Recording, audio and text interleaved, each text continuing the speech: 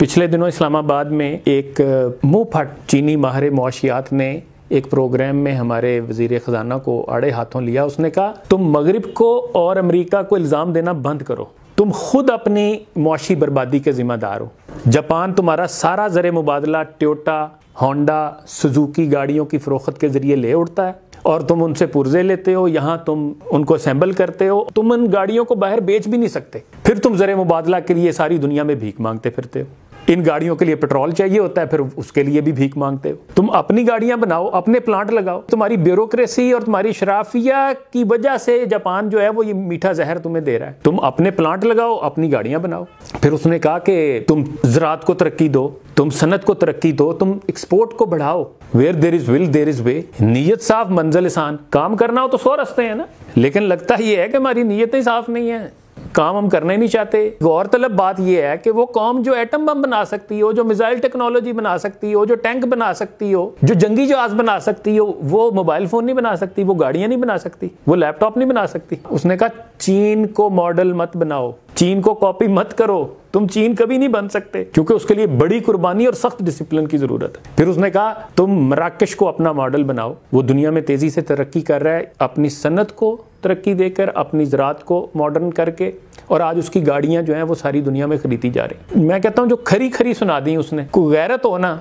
तो मैं तो ये फील कर रहा था कि ये ऐसे ही है जैसे चौक में खड़ा करके जूते मार देना किसी को। अगर हम में गैरत हो तो गैरत है बड़ी चीज़, जहाने तगो दो में पहनाती है ये दरवेश को ताजे सरे दारा। लेकिन वो गैरत हम लाएं कहाँ से? हम गुलाम इब्ने गुलाम इब्ने गुलाम, हमीयत नाम था जिसका, गई तैमूर के घर से। ये वाक़या पढ़ने के बाद ऐसे मुझे व्हाट्सएप पे आया तो मुझे ना इकबाल के वो अशार याद आ रहे थे। तुर्क हलाले अहमर का एक वफद जो है वो आया लाहौर में। अशार से पता ये चलता है कि मौलवी साहब ने ना लंबी नमाज पढ़ा दी। तो इस पे जो है ना इकबाल ने अशार कहे, उसका नाम है गुलामों की नमाज। असल बात तो यही है कि हम अभी तक गुलामी से नहीं निकले भाई, हम अपने फैसले खुद करते नहीं है। तो वो अशार ये है, वो कहता है कहा मुजाहिदे तुर्की ने मुझसे बादे नमाज, तवील सजदा है क्यों इस कदर तुम्हारे इमाम। ये बड़े लंबे लंबे सजदे करते हो यार, तुम्हें और कोई काम नहीं है। तो फिर इकबाल कहते हैं वो सादा मर्दे मुजाहिद वो मोमने आज़ाद, मैं यहाँ कहूँगा वो सादा चीनी जवान वो बंदा है आज़ाद, खबर न थी उसे क्या चीज़ है नमाज गुलाम, उसे क्या पता गुलामों की नमाज क्या होती। देखें तुर्क भी कभी गुलाम नहीं रहे ना, और आज भी आप उनके ट्रेट्स देखें, आपको लगता है। मैं गया हूँ, मैं कहता हूँ मैंने जो पहली चीज़ फील की वो ये थी कि यार ये कौम वाकई इसकी खुदी है। यानी हफ्ते में मुझे बड़ा मुश्किल से बंदा एक मिला होगा जो अंग्रेजी का एक जुमला जानता हो। कहा मुजाहिद तुर्की ने मुझसे बादे नमाज, तवील सजदा है क्यों इस कदर तुम्हारे इमाम,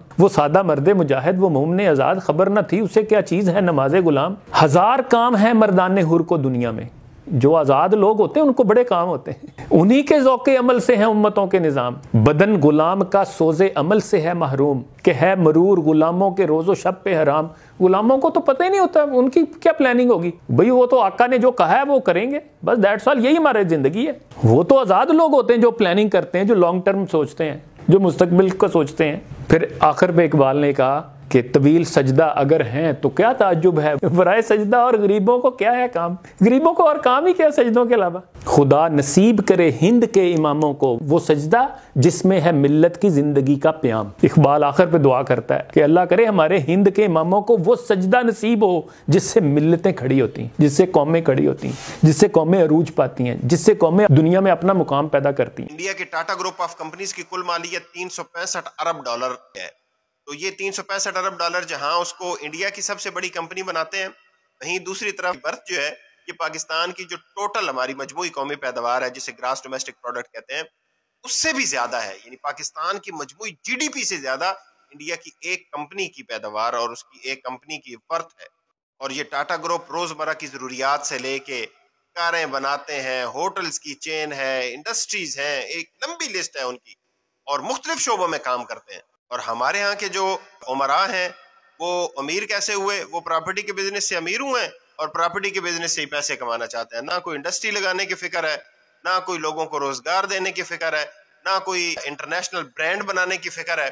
बस लगे हुए हैं प्रॉपर्टी काटे जाएं, लोगों की जमीनों पे कब्जे करते जाएं और उसके ऊपर टाउन बनाते जाएं और उन टाउन्स को बेच के तो अपनी दौलत में जो है वो इजाफा करते जाएं। ना उनको फिक्र है और ना हुकूमत को फिक्र है। और मैं हुकूमत को या उनको तो बाद में कसूरवार ठहराऊंगा, फिक्र असल में उनको नहीं है जो इन्हें वोट दे के अपने सरों पे मुसल्लत करते हैं। انہیں پتہ بھی ہے کہ ان لوگوں کی کیپیسٹی نہیں ہے. انہوں نے پچھلے 70 سالوں میں لوٹا ملک کو بے دردی سے، اس کے وسائل کو تباہ و برباد کیا. یہاں پہ جو صنعتیں چل رہی تھیں ان کو نیشنلائز کر لیا. یہاں پہ جو کام کرنے والے لوگ تھے ان کو مایوس کر کے ملک سے باہر جانے پر مجبور کر دیا. خود بھی کچھ نہیں کیا، کسی کو کچھ کرنے نہیں دیا. بزنس فرینڈلی انوائرمنٹ نہیں بننے دیا.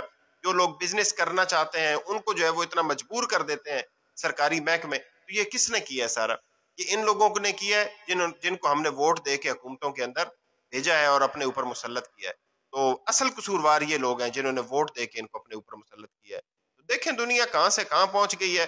ہمارے ہمسائے میں ہمارے ساتھ آزاد ہونے والا ملک جو ہے اس کی ایک ایک کمپنی پاکستان سے زیادہ پیسے کما رہی ہے، اور ہم ابھی تک لگے ہوئے ہیں تمہارا لیڈر مرد آباد اور میرا لیڈر زندہ باد.